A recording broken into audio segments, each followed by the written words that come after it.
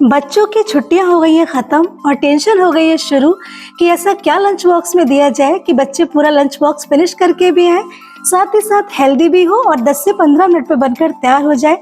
तो आज मैं लेके आई हूँ आपके लिए बहुत ही टेस्टी नाश्ता। तो चलिए देखते हैं इसको कैसे बनाते हैं। तो इसके लिए यहाँ पर मैंने 1 कप धुली हुई मूंग की दाल को कम से कम 3 से 4 घंटे के लिए भिगो दिया था। तो अगर आप सुबह इसको बनाना चाहते हैं तो आप रात भर के लिए इसको भिगो कर रख सकते हैं। तो यहाँ पे जितनी भी मूंग की दाल है इसमें से हमें सारा पानी निकाल लेना है। तो कोई भी आपको एक यहाँ पे बॉल के ऊपर चलनी रखनी है और इसको अच्छी तरीके से आपको छान लेना है, क्योंकि इस नाश्ते में हमें बिल्कुल भी पानी का यूज़ नहीं करना है। तो सारा ही पानी आपको इसी तरीके से निकाल लेना है, क्योंकि चलनी से अगर आप निकाल लेंगे तो बहुत ही बढ़िया तरीके से सारा पानी निकल जाएगा। तो दाल हमारी बिल्कुल तैयार है। तो अब यहाँ पर हम एक जार लेंगे और जितने भी हमने यहाँ पर दाल को निकाल के रखा है उस सारी दाल को हम इसमें ट्रांसफ़र कर देंगे। तो आप चाहे तो आप छिलके वाली मूंग की दाल से भी इसको बना सकते हैं। तो यहाँ पर हमने दाल को ऐड कर दिया है। अब इसमें हम डालेंगे आधा कप दही। तो यहाँ पर मैंने फ्रेश दही का यूज़ किया है। और अब इसमें हम डालेंगे आधा छोटा चम्मच चीनी। और अगर आपके पास पाउडर शुगर है तो आप उसका यूज़ बाद में कर सकते हैं और इस टाइम पे आपको स्किप कर देना है चीनी को। और अब इसमें हम ऐड करेंगे 1 छोटा चम्मच ऑयल। स्वाद अनुसार इसमें हम नमक ऐड करेंगे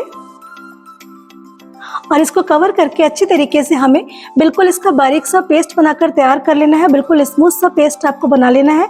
तो आप देख सकते हैं कि हमने यहाँ पर दाल का बारीक सा बिल्कुल पेस्ट बनाकर तैयार कर लिया है। एकदम स्मूथ सा पेस्ट बनकर तैयार है।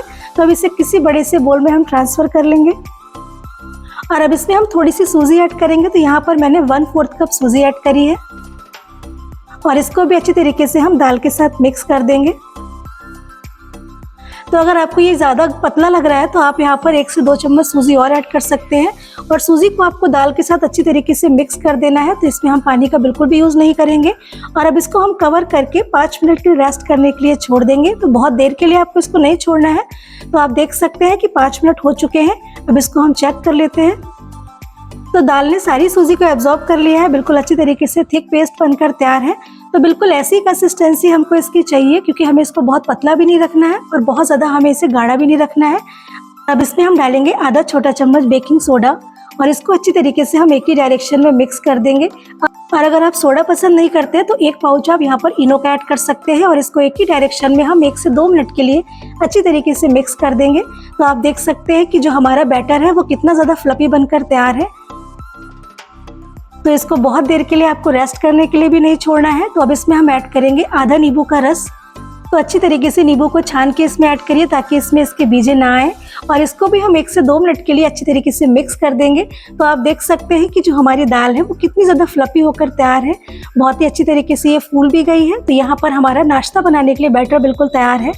तो अब यहाँ पर हमने पहले से ही पानी को गर्म होने के लिए रख दिया था। और अब इसमें हम ऐड करेंगे 1 चलनी, जिसको आपको हल्के से तेल से चिकना कर लेना है।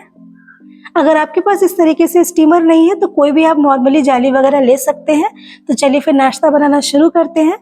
तो अब इसको बनाने के लिए हमने यहाँ पर एक गोल चम्मच का यूज़ किया है, तो जिसमें आपको 1 छोटा चम्मच इस तरीके से बैटर को थोड़ा थोड़ा सा स्पेस देते हुए ऐड कर देना है।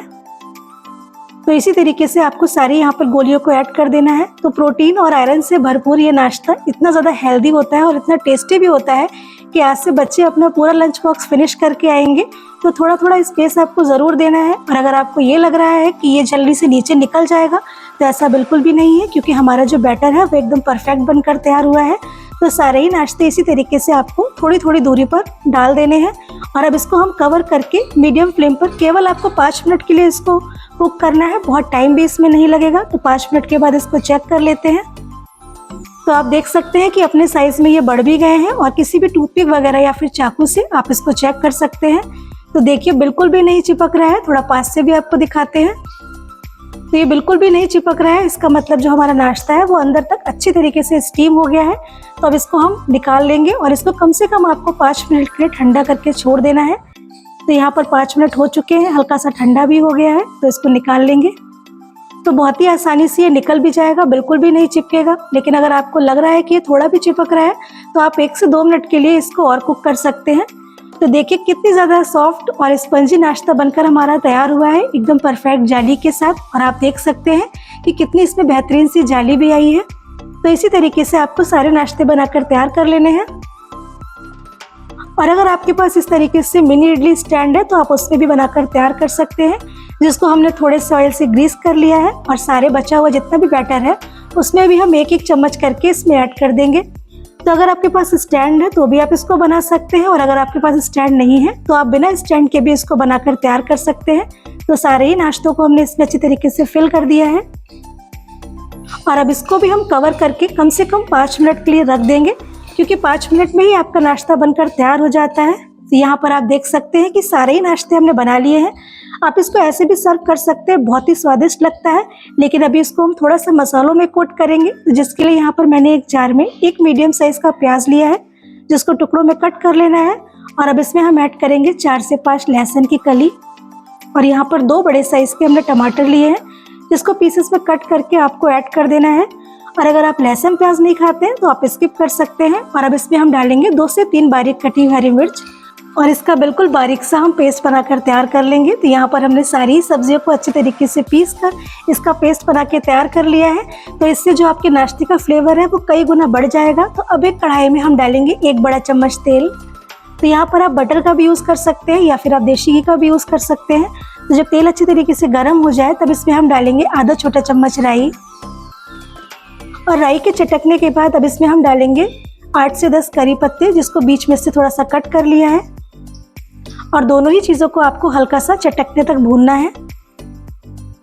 तो अब जो हमने यहाँ पर टमाटर का पेस्ट बना के रखा था उसको हम इसमें ऐड कर देंगे, और इसको लगातार चलाते हुए हमें अच्छी तरीके से पकाना है, जब तक जितना भी टमाटर का पानी है वो बढ़िया से जल नहीं जाता है, कम नहीं हो जाता है, तब तक आपको इसको कुक करना है। और अब इसमें हम डालेंगे फ्लेवर के लिए आधा छोटा चम्मच चिली फ्लेक्स और 1/4 छोटा चम्मच हल्दी पाउडर। तो बस इतने ही मसालों का हमको यूज़ करना है। वैसे अगर आप चाहें तो आप यहाँ पे लहसुन पाउडर या फिर पेरी पेरी मसाला भी ऐड कर सकते हैं। तो अच्छी तरीके से मसालों को भून लेना है जब तक इसका कच्चापन दूर नहीं हो जाता है।